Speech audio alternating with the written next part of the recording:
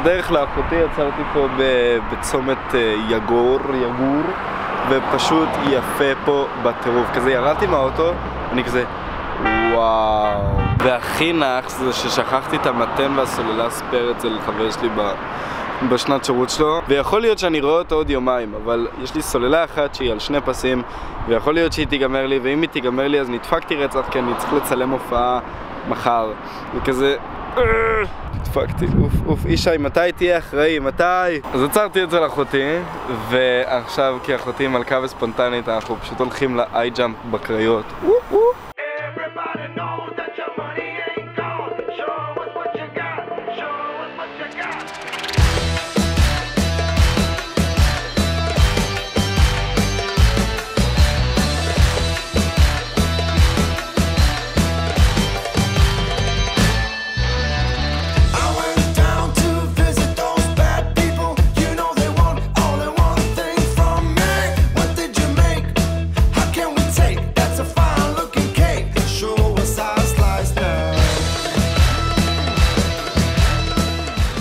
אחרי הרבה כישלונות, קצת של אחותי,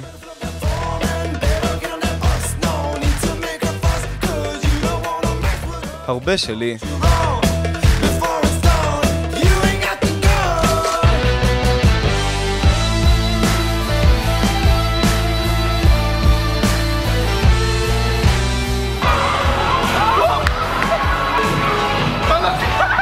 וגם של אחרים,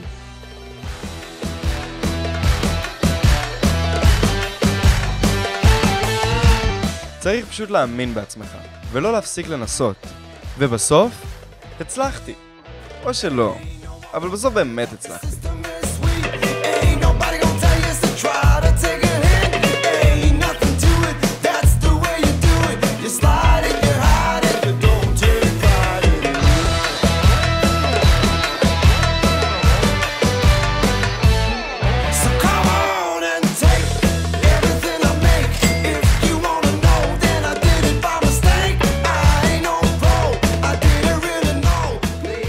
ותמיד יש את אלה